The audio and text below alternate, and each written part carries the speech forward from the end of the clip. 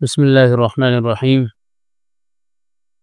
امام احمد رحمہ اللہ کا بادشاہ کے مال سے اجتناب۔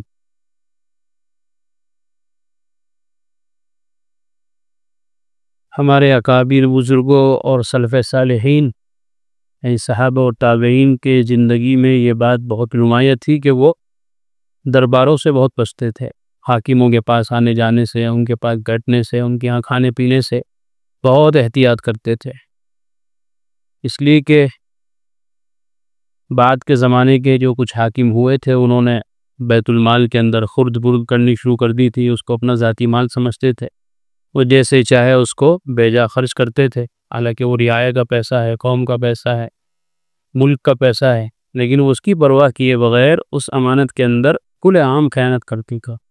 بڑے بڑے محل بنا رہے ہیں، بڑے بڑے طرح طرح کے محلات قائم کر رہے ہیں، اور الٹے سیدھے عیش پرستی کے کام، اوڑھنے پہننے میں، کھانے پینے میں بہت زیادہ تکلف ان لوگوں نے شروع کر دیا تھا۔ اس وجہ سے جو اللہ والے لوگ تھے وہ ان کے یہاں آنے جانے سے بچتے تھے کہ بھئی یہ دنیا دار لوگ ہیں، اگر ہم بھی ان کے پاس آئیں گے جائیں گے اٹھے بیٹھیں گے تو کہیں کچھ دنیا کی چھینٹیں ہم پر نہ پڑ جائیں، ہم بھی ایک طرح نہ ہو جائیں، اس لیے بزرگان دین ہمیشہ ایسے لوگوں سے بچتے آئے ہیں۔ امام احمد بن حنبل رحمۃ اللہ علیہ کا تو اس بارے میں بڑا مشہور تقویٰ اور طہارت ہے کہ وہ تو پوری زندگی انہوں نے ایسی پاک صاف گزاری کہ حتیٰ کہ اپنے بیٹے کے یہاں بھی وہ کھانا نہیں کھاتے تھے۔ پہلے بھی آیا تھا یہ، ان کا بیٹا جو تھا وہ حکومت کی طرف سے عدالت اور کورٹ کا جج تھا، حالانکہ وہ بیٹا ان کا بڑا دیندار متقی پرہیزگار تھا، لیکن چونکہ سرکاری نوکری تھی اور سرکاری جو خزانہ تھا وہ ایسا تھا کہ جو قابل اطمینان نہیں تھا، تو ان کو جو وہاں سے وظیفہ ملتا تھا، جو سیلری ملتی تھی، وہ اس کی طرف سے مطمئن نہیں تھے۔ اس لیے وہ واقعہ گزرا ہے کہ ایک مرتبہ گھر والوں نے ان کے بیٹے کے یہاں سے خمیر کا آٹا لے کر روٹی بنا دی، تو انہوں نے کھائی نہیں وہ روٹی، اور انہوں نے کیا نہیں کھائی بلکہ لکھا ہے کہ پورے علاقے میں فقراء کو تقسیم کرنے کے لیے ڈھونڈتے رہے، جب بھی کسی کو پتہ چلا کہ یہ مشکوک روٹی ہے، ایسی روٹی ہے جس میں شک پیدا ہو گیا، تو کسی فقیر نے بھی نہیں لی۔ ایسا دور تھا کہ فقیر لوگ بھی اتنا اعلیٰ درجے کے متقی پرہیزگار تھے، کسی مسکین نے ہاتھ نہیں لگایا، اور یہاں تک لکھا کہ جب اس کو پھر کسی نے لی تو مجبوری میں سمندر میں ڈال دیا، کیا کرے روٹی ہے جو کوئی نہیں لے رہا، دوسری کھا لے گی۔ تو امام احمد بن حنبل کا تقویٰ اتنا زیادہ مشہور تھا اور اتنا اعلیٰ درجے پر وہ فائز تھے کہ انہیں پوری زندگی مچھلی نہیں کھائی، یہ سوچتے ہوئے کہ وہ مشکوک روٹی جو سمندر میں گر گئی ہے کہیں وہ کسی مچھلی نے کھا لی ہوگی اور وہ بازار میں بک گئی اور میں اسے خرید کے لے آؤں اور کھا لوں۔ اتنی باریکی کی بات، یعنی کتنی دور تک وہ لوگ دیکھتے پڑ۔ تو یہ سب چیزوں کی احتیاط اور دھیان رکھنا ایمان والے کی ذمہ داری ہے، اسی لیے کہتے ہیں کہ جنت اتنی سستی نہیں ہے کہ صرف نمازیں پڑھ کے یا صرف دو چار اعمال کر کے آدمی جنت میں پہنچ جائے۔ قدم قدم پر خطرات ہیں، قدم قدم پر لغزشیں ہیں، قدم قدم پر پھسلنے کا اندیشہ ہے، اس لیے کہ قدم بہت احتیاط سے رکھنے کی ضرورت ہے۔ تو بہرحال یہ امام احمد رحمۃ اللہ علیہ کا انتقال کا واقعہ ہے۔ جب امام احمد رحمہ اللہ کا انتقال ہوا تو ان کے کفن کے لیے ابن طاہر نے کپڑا بھیجا، وہ حاکم تھا وہاں کا، کوفے کا، لیکن وہ کفن کا کپڑا واپس بھیج دیا گیا، امام احمد رحمۃ اللہ علیہ کو اس میں کفن نہیں دیا گیا، ان کے گھر والوں نے واپس کر لیا کہ بھئی ان کی پوری زندگی اس طرح گزری ہے کہ انہوں نے حاکموں کا ایک روپیہ نہیں لیا زندگی میں، تو مرنے کے بعد ہی کیوں حاکموں کے پیسوں کا کفن ان کو دیں، پاک صاف کفن دیں گے۔ اور امام احمد رحمہ اللہ کے چچا نے کپڑا لانے والے قاصد سے کہا کہ جا کر ابن طاہر سے کہنا کہ احمد نے زندگی میں میرے غلام سے راحت حاصل کرنے کے لیے کبھی پنکھا نہیں جھلوایا، محض اس خوف کی وجہ سے کہ کہیں میں نے وہ غلام بادشاہ کی طرف سے بطور وظیفہ ملنے والی رقم سے نہ خریدا ہو۔ ابھی میرے غلام سے انہوں نے خدمت نہیں لی تو حاکم وقت سے تو کیا لیں گے، اور غلام سے کس وجہ سے نہیں لی، صرف اس شک کی وجہ سے کیونکہ ان کے چچا سرکاری آدمی تھے، سرکاری جاب تھی ان کی۔ اب چونکہ سرکاری لوگ کمانے میں آزاد ہوتے ہیں، کون آگے دیکھ رہا ہے وہاں آفس میں کون آیا نہیں آیا، کتنے بجے آیا، کیا کیا نہیں کیا، اس نے لوگ ایسے مزے اڑا رہے ہیں۔ سرکاری نوکریوں میں جا کے دیکھو دفتروں میں کیا برا حال بنا ہوا ہے، اسکولوں میں، کالجوں میں یا اور سرکاری اداروں میں جا کے دیکھو، بس موٹی موٹی تنخواہیں ہیں، موٹے موٹی سیلری لے رہے اور کام کچھ بھی آنے کو کر رہے، ایسے بیٹھ کے چلے جاتے ہیں ہنس بول کے ٹھٹے مار کے. کتنے کہانی ہیں، کتنے قصے ہیں اس طرح کے. تو اس لیے یہ لوگ احتیاط کرتے تھے کہ سرکاری لوگ جو ہے کمانے کھانے میں احتیاط نہیں کرتے. اس طرح آج کی زبان میں کہہ رہے ہیں نا، سیدھے حرام کی کھاتے ہیں یہ لوگ اس طرح. تو یہ ان کے دل و دماغ میں بٹھا رکھا تھا انہوں نے. تو جب اس زمانے کا یہ حال ہے کہ سرکاری لوگ بے احتیاطی کرتے، تو اس زمانے میں سرکاری لوگ کیا کریں گے؟ اور ہم دیکھ رہے ہیں برا حال ہے بہت.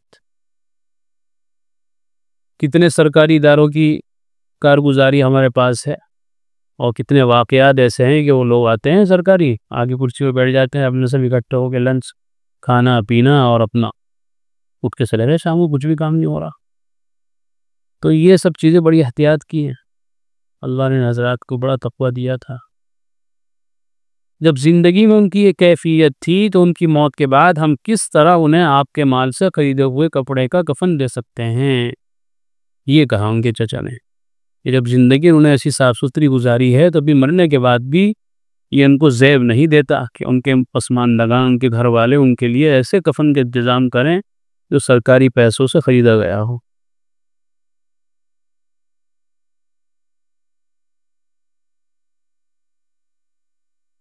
گناہوں کی وجہ سے دنیاوی نقصانات، یہاں بہت سارے گناہ گنوائے گئے ہیں. تقریباً 25 گناہ ایسے ہیں کہ جو انسان کو دنیاوی نقصانات پہنچاتے ہیں. اخروی نقصانات اپنی جگہ ہے کہ آخرت میں سزا ملے گی، اللہ کے یہاں پکڑ ہوگی، عذاب ہوگا، لیکن دنیا میں بھی ان گناہوں کا نقصان انسان کو بھگتنا پڑتا ہے. ان میں سے نمبر 1 علم سے محرومی. آدمی علم سے محروم ہو جاتا ہے گناہوں کی وجہ سے.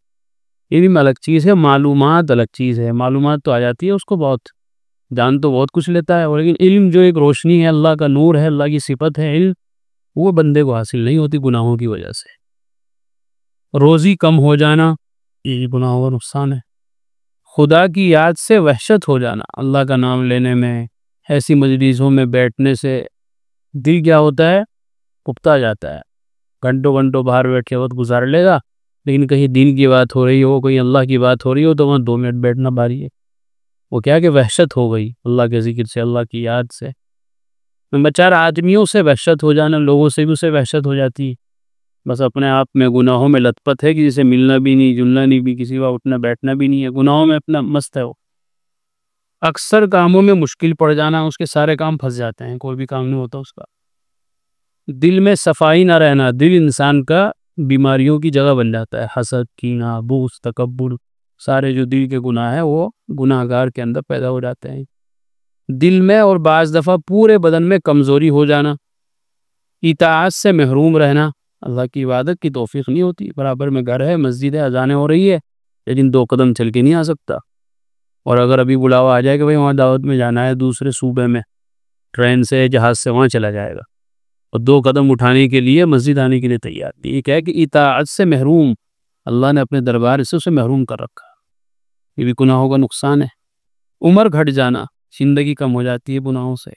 توبہ کی توفیق نہ ہونا، کچھ دنوں میں گناہوں کی برائی کا دل سے جاتے رہنا.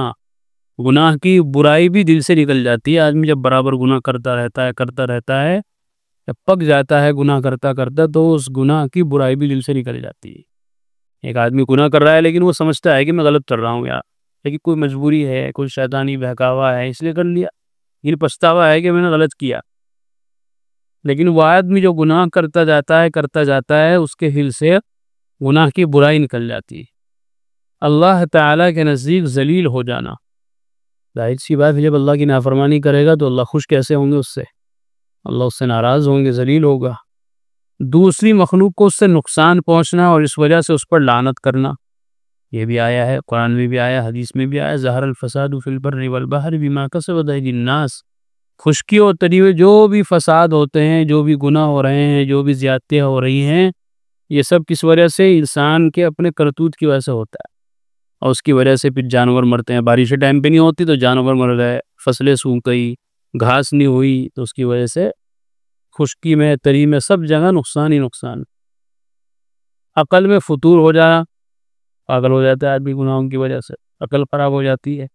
رسول اللہ صلی اللہ علیہ وسلم کی طرف سے اس پر لعنت ہونا، فرشتوں کی دعا سے محروم رہنا، پیداوار میں کمی ہونا، شرم و حیا کا جاتا رہنا، اللہ جل شانہ کی بڑائی کا دل سے نکل جانا، نعمتوں کا چھن جانا، بلاؤں کا ہجوم ہو جانا، اس پر شیطان کا مقرر ہو جانا، دل کا پریشان رہنا، مرتے وقت منہ سے کلمہ نہ نکلنا، خدا کی رحمت سے مایوس ہونا اور اس سے بے توبہ مر جانا۔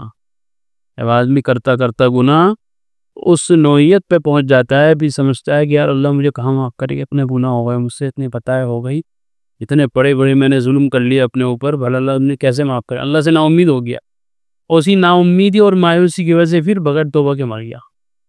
تو یہ سب نقصانات گناہوں کے، اس لیے انسان ہے گناہ ہو ہی جاتے ہیں، لیکن صحیح انسان وہ ہے اور بہترین آدمی وہ ہے جو گناہ ہو جائے لیکن فوراً توبہ کر لے، اللہ کے یہاں شرمندگی کے ساتھ اور آئندہ نہ کرنے کے پکے ارادے کے ساتھ جو توبہ اور دعا کی جاتی ہے وہ قبول ہو۔